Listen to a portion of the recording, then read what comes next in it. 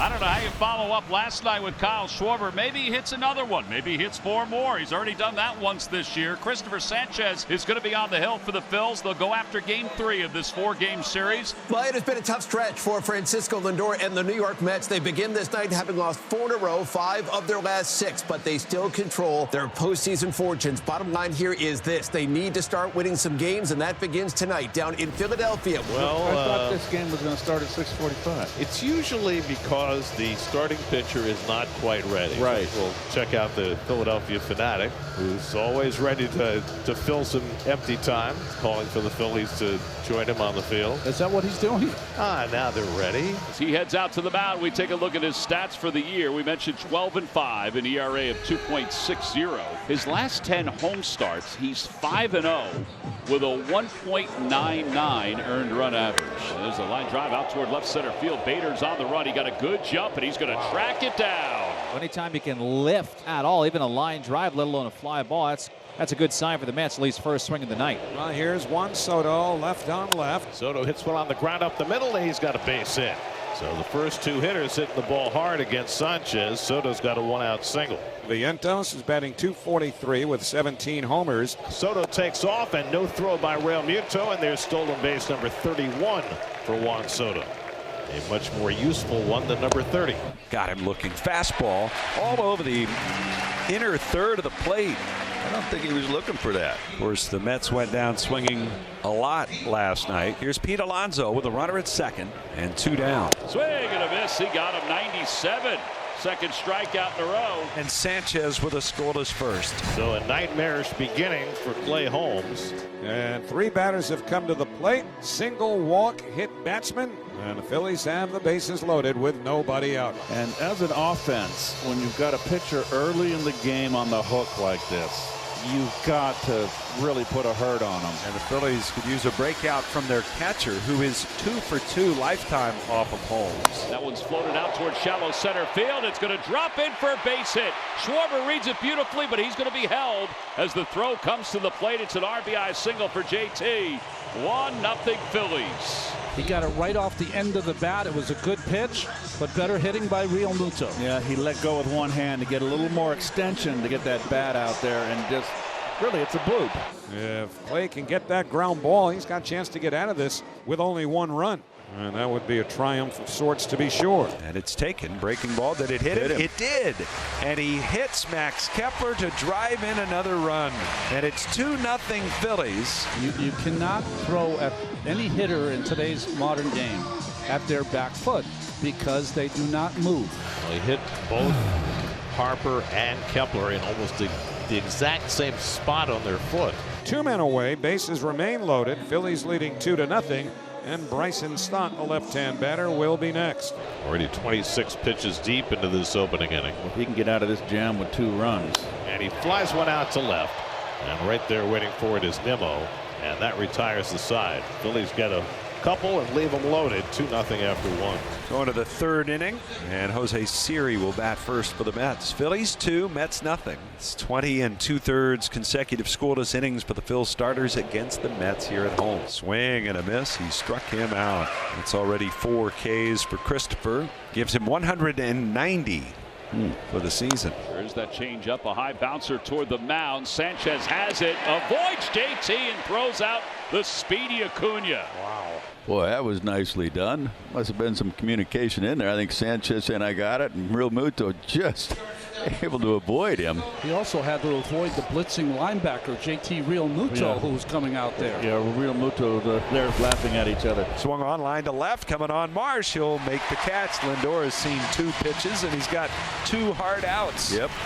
Juan Soto getting ready to lead off the top of the 4th inning. Mets down 2-0 against Christopher Sanchez, who's thrown 38 pitches and has faced just 1 over the minimum. And he drives one out to left center field, back in the gap. And that ball's going to hit high off the wall in play. And Soto will go to second base. He's going to turn there. The Phillies are arguing that a fan reached over and touched the ball. The umpires are going to get together and discuss it. I don't think it's a home run.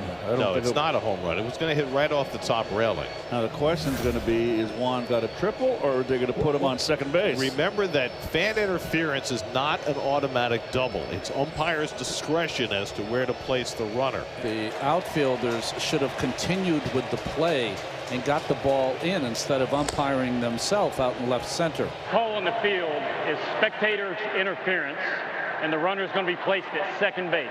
So Vientos unable to advance the runner. Soto still at second with 1 out for Alonso. Swinging, Pete grounds one left side, base hit going into left. Hit it so hard that Marsh comes up firing in as Soto gets to third. So that's as far as Soto goes. Pete swinging 3-0. Singles to left. It's first and third with 1 out. And Starling Marte is coming up. First and third and 1 out. And here is Marte, who struck out his first time up. And Marte hooks one into left field for a base hit. Soto scampers down the line to score, and the Mets are on the board. Starling Marte with an RBI single to cut the Philly lead to 2-1. Yeah, heck of a play by Vientos. You don't come up with that ball. That's an easy double for JT, but nothing he can do. Well, Brandon Marsh coming up here, and they're not going to the pen here. So Marsh will face the righty Holmes. Line drive, base hit to right field. Soto's trying to track it down. JT's on his way to third. Soto lets it go to the wall. They're waving JT home. And he's going to score. It's a 3-1 Phillies lead. RBI double for Brandon Marsh. His 22nd double of the year. Juan fumbled it out there a little bit in right field, and he was quickly going to pick it up, and he dropped it and he kicked it for a second, and a little daylight there allowed Real Muto to score all the way from first without a throw. You know JT was scoring. Look at Dusty. Dusty going to tear a rotator cuff. That's going to be all for Clay Holmes. He's out after 4 innings plus. Gregory Soto will come in to face the left-hand batter. And now Soto to Kepler. Marsh at second, no out. And Kepler swings and lines one to center. That's a base hit. Around third is Marsh. He's coming home. The throw by Siri is not in time. And Max Kepler against Soto with a single to center. And the Phillies now lead 4-1. Look at us play. What a difference a couple of weeks makes, huh? So Mark draws the 2-out walk, and it'll bring up Alonso, and that's the first walk allowed by Christopher Sanchez. Breaking ball, ground ball, weakly hit to short. Stott has it, flips to Walton.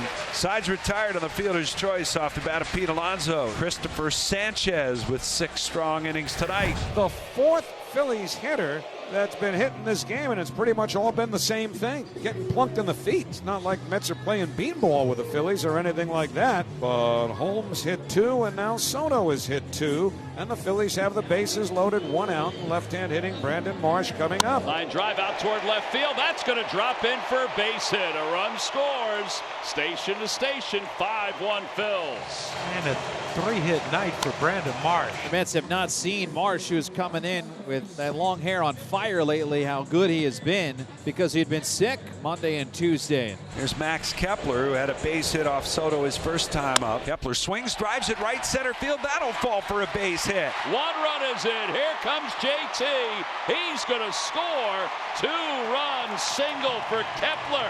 And the Phillies have broken it open. It's 7-1. And that's going to be it for Gregory Soto. He was here to get the lefties out, and for the most part, he failed to do so. Phillies, with 3 runs in, have opened up a 7-1 lead. They have runners at the corners with 1 man out, and Otto Kemp, who has struck out 3 times in this game, will be the batter against Stanek. Otto lifts that one to right center field. Soto is over. Tagging at third is Marsh. Soto gets behind it. Marsh coming home, and he's going to score easily. Sac fly for Otto Kemp, 8-1 Phils. Here's Harper. 8-1 Phillies lead it. High fly ball to right. Soto's going back toward the Chick-fil-A side. It is gone.